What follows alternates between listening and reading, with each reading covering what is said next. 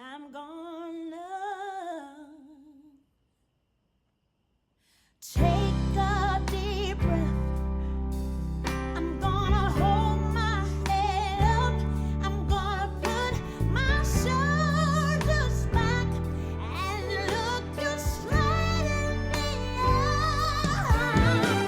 I'm gonna hurt somebody when they walk by. I'm gonna sing out. As I sit here on this beautiful day in March, almost April, yeah, I have a lot that comes to my mind. This year will mark 5 years in August since I survived my bilateral pulmonary embolism. This is going to be my first time sharing my story in this capacity. It's really going to be my first time really just sharing my story all the way through. So I'm going to try to get through this without crying. That is going to be the challenge. But yeah, so for this video, I wanted to tell my story. So for the purpose of this video, I will be breaking down my story into 3 parts, right? And I wrote some stuff down, you know, so to try to keep me on track, because I am a rambler. We're gonna break it down into 3 parts, revisiting the day of my bilateral pulmonary embolism. And so we're gonna break it down into home, and that is identifying the problem, hospital, that is advocating for self, and recovery, and that is prioritizing self. And, you know, hopefully you'll get some survival tips that can help you or somebody you know later on in life. So in August of 2020, I believe early that month, because the instance actually happened in the middle of the month. But early that month, maybe a week or 2 before the instance, I actually injured myself. And I injured my leg, I fell. I can't even remember exactly how I fell, because y'all, I'm a bit of a fall risk, okay? So I had fallen a few times before, but I fell and substantially hurt my leg.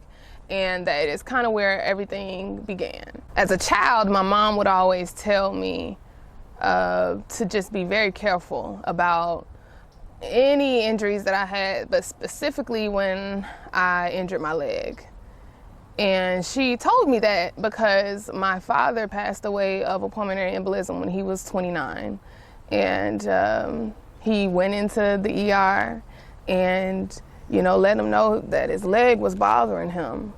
And, you know, they see this big old man, ain't worried about, you know, nothing, young, you know, vivacious. And they're just like, oh, brush it off. Don't worry about it. Can't be anything, you know, big, can't be anything crazy. Just go to your doctor. Here, we'll write you a note to go to your doctor. But that, yeah, he never made it to the doctor. So growing up, my mom always made sure that I took those types of things seriously. There have been many a times where I would go to the hospital, it's just for what somebody would think is a regular leg injury. And I just always advocated for myself. I always took it seriously. I have had to dismiss nurses who did not want to give me ultrasounds on my legs, who did not want to take some of my concerns seriously. But yeah, I've always, that's the way that I was brought up. So going into that mindset and me already knowing about a potential family history when it came to blood clots, it helped me to be prepared for this. It helped me to be prepared for this moment. And it is something that I talked with my husband about all the time. And I would speak with him about fears that I had. And so before I knew that I would actually experience those things, all of those talks that I had with him also helped me. They saved my life as well. So now we're gonna fast forward to the day of the bilateral pulmonary embolism. And we are gonna start with home, identifying the problem. Although I had been injured, and I was injured in a way that basically I wasn't able to walk, by myself at the time. So I was on crutches, and I had went to like urgent care, you know, a few days before. And they basically do what urgent care always do. Give me some Advil, you know, give you 2 little Advils and go on about your day. Rest, ice it, keep on moving. That's what they told me. So I had been resting, icing it, Adviling it, keeping on moving. Naproxen sodium. And I was working from home at the time, so I was very sedentary. I was not moving a lot, you know. But then the doctor was also telling me, elevate your legs, keep it rested. What I would find to be my diagnosis, all of those things were making it worse. But you know, those doctors, those professionals didn't know that at the time, because that's just what they tell everybody, right? So, you know, I'm working from home at the time. I finished my shift. I get off of work and I go do what most people do when they get off of their shifts. They go ahead and get their butt up and they go use the bathroom. And my bathroom is only about 10 steps, maybe 10, 15 steps from where I work, where my little office is. And I take those 10 to 15 steps to the bathroom. And by the time I get to the bathroom sink, I cannot breathe at all. I cannot breathe at all. To the point where I am gasping for breath, and I'm on the floor. Woo, boy. I'm on the floor. And so that is when I first realized that there was a problem. There was a problem. So identifying the problem. Now, again, for someone else who maybe doesn't have a family history of this, they would not have known right away what it was. But because I already had a family history, my mom made sure she kept me as knowledgeable as she could about what could happen to me. Because of those things, there was no question in my mind what was going on. So the first thing that I did and knew that I needed to do was get my butt on that ground. I did not question and wonder why I could not breathe. I did not just brush it off and think that it was nothing and continue to push myself. I got on the floor and I waited the 15 to 20 minutes that it took me to regain my composure and my breath, because that is what it was going to take to save my life. So the first tip for survival that I would give for anybody who is going through or dealing with a bilateral pulmonary embolism at the time, or a pulmonary embolism, blood clots in general, is to stay calm. Stay calm and prioritize your breath. That is my biggest survival tip more than anything, because one of the things that I knew, my father got to the point where he passed out. You know, big 6'4", 6'5" man passing out. And I knew that I did not want to pass out, because I also know that for a lot of people, they don't get second chances when it comes to pulmonary embolisms. And I knew that there was a very high chance that if I passed out, I would not come back. So for me, that was not an option. So I prioritized my breath. I stayed calm.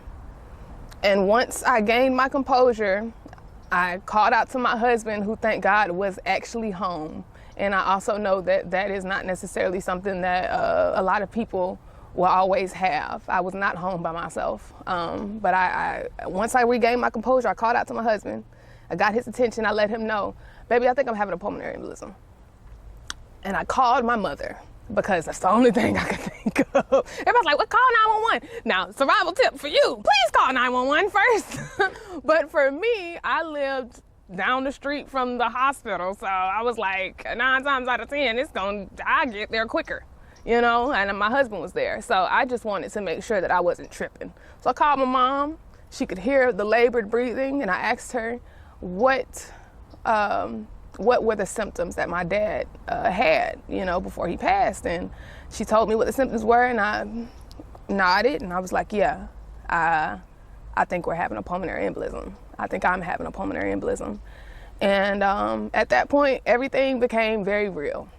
There was no doubt in my mind what was going on. And at that point, it was just what were the next steps. And so because I could not walk more than a few steps without literally feeling like I had ran marathons. When I say the amount of breath, the amount of energy that it took to take 10 steps, I would never forget it. I'll never forget it. Once we identified the problem, we knew it was something that needed to be taken seriously. And my husband immediately, got up, did what he needed to do. He just told me, I don't even remember this, but he ran and got me a wet cold towel to put on my forehead because I was burning up. He was trying to cool my body temperature down, but we got me together enough to where I could breathe normally. And once, and only then, once I got my breathing together, that is when we moved on to the next phase, and that's the hospital. Okay, so now we're on to phase 2, the hospital. And that is where you will be advocating and need to advocate for yourself. Now, in this point of my story, it's 2020. We are in the height of COVID. And my husband, boy, he didn't play no games. We hurried up and got to the ER. Cause me, I wanted to go. Y'all, I was trying to go to urgent care.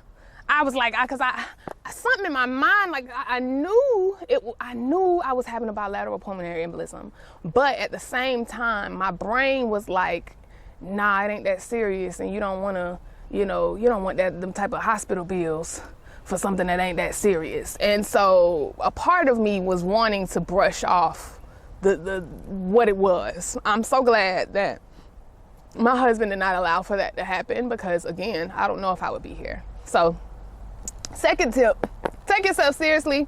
Do not allow yourself to brush off your symptoms. Take it seriously. Don't worry about that bill. Cause baby, if you're dead, you ain't gonna have no way. Take yourself seriously. But yeah, so we got to the hospital, we got to the ER, and it was during COVID. So they weren't allowing people to come in. They weren't allowing more than one person, to come in. They weren't allowing any helpers, any guests, anything like that. However, I was not supposed to be walking. Do you think anybody cared about me in whatever state I was in during that time in that ER? No, they did not. My husband was not allowed to come in to the ER. I had to walk. And first off, figure out a way to get in line and get signed in. Now, I knew when I walked in, first off, that I was not even I didn't have enough strength to even walk to the seating area. So I had to take breaks. I had to use my smarts and take breaks. I had to know my limitations at that moment, and that is tip number 3, to listen to your body, know your limitations. Yes, would it have been great for me to go ahead and get into the ER as soon as possible? Would it have been great for me to make a hullabaloo and try and get somebody's attention? Sure, because quickness, you need somebody quick. But guess what? The energy that I could have expended in order to make any of those things happen could have taken me out of here. So I had to be smart. And being smart was prioritizing self. I had to listen to my body. So what should have only taken 3 to 5 minutes to get signed in and go ahead and have somebody see about me in the ER took me 25 to 30 minutes. I had to inch my way from seat to seat. I walked to a seat and I catch my breath. I sit down for 5 minutes, catch my breath. Then I get closer, get into a seat, catch my breath. There were so many people in the line at the ER that I knew I wasn't gonna be able to stand up and wait in line. I knew I was gonna pass out. So I had to wait until the entire line cleared. And And once the entire line cleared and nobody else was getting in line, I said, okay, this is my chance. This is my chance. And nobody was worried about me, y'all. People die in the ER every day. I walked my way up to the front area to get signed in to let somebody know, hey, please see about me. And I still didn't really say much. You know, they ask you your name, and I'm just trying to get that out of there. But I'm so appreciative that the young lady who signed me in, she must have noticed my breathing. It must have been worse than I really thought it was. As soon as I got signed up, automatically she went ahead and sent me to triage. She was like, check her. So I get put on the EKG machine. And I'm like, listen, the Lord will send you all types of helpers. Cause I ain't gonna front, y'all. My city is not known for the best health care. And I've never had anybody take me seriously or see about me in that way until that moment, and I haven't to this day. And so, yeah, they sent me back immediately. I got on triage. They saw my heart rate's crazy. Less than 2 to 3 minutes later, I'm getting taken for a CAT scan, full CAT scan. I think what they said, full CAT scan with a contrast. But they take me there, I get that, and 10 minutes later, less than 10 minutes. Oh, well, it looks like you were right, young lady. Dude, you don't just have a pulmonary embolism, you have a bilateral pulmonary embolism. In fact, your lungs, both your lungs are just filled, peppered with clots. Don't nobody ever want to hear nobody say filled, peppered with clots, but yes, those are my lungs. But during that time in the hospital, it was important for me to speak up for myself. As soon as I got there and they asked me what it was, I told them, I'm pretty sure I have a pulmonary embolism. Of course, every time I've ever said that, or every time I've ever asked somebody, you know, and told them about the family history, they always brush it off. Oh, you're so young. You don't have to worry about that. I never took no for an answer, and I didn't take no for an answer that day. That definitely probably helped to save my life. So that is another tip, is to advocate for yourself like your life depends on it. Because it does. Throughout my health journey in the hospital, the Lord continued to send people my way that helped me, that helped to advocate for me in the moments that I couldn't advocate for myself. I had my husband. I had my aunt who worked in the hospital there. She was sending folks to check on me. I had advocates. But if you don't have any advocates, that you got to advocate for yourself. At the end of the day, you can't be quiet.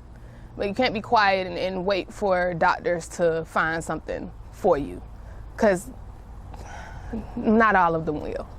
So now we're going to phase 3 recovery. After I survived the bilateral pulmonary embolism, after I survived my blood clots, life looked a lot different for me for a while. I was due to be married in October.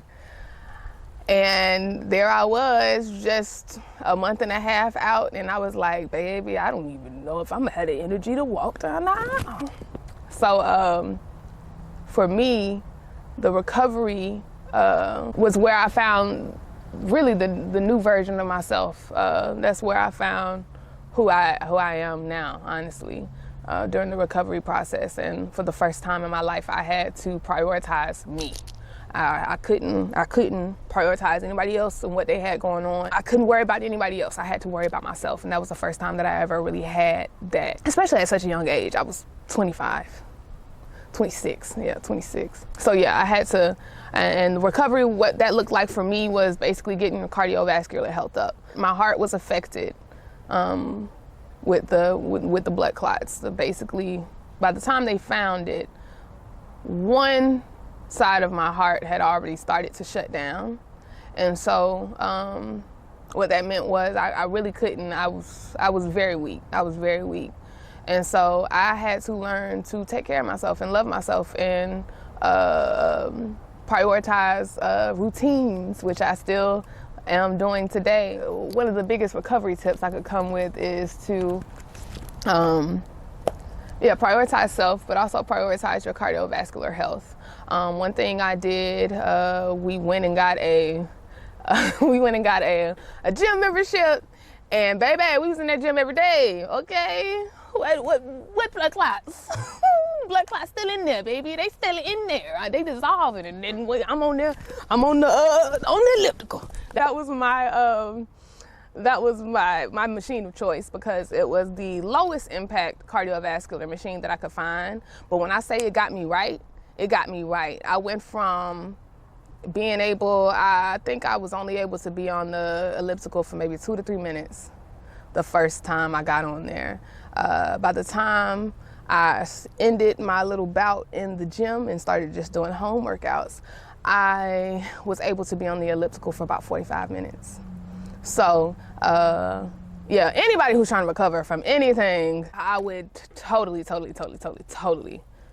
you 3, 4, 5 times. Get your butt on that elliptical, okay? You can worry about that other stuff later. Get on the treadmill and all that other stuff, but nothing is that elliptical did it. All right, it did it for me.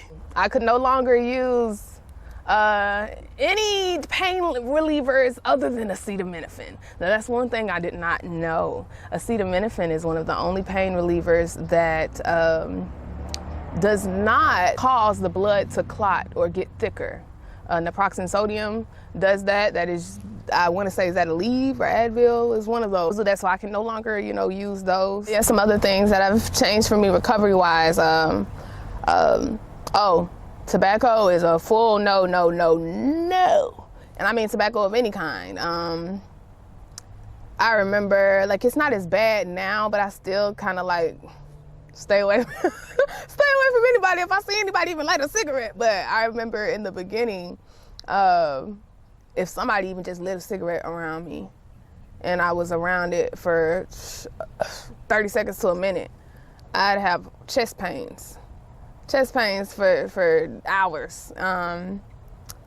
But yeah, so that's the big thing. I stay away from tobacco. Kids, stay away from y'all really need to be staying away from these vapes, but I ain't gonna be the auntie that tell you, no, yes I am. Please, y'all got to stop. All right?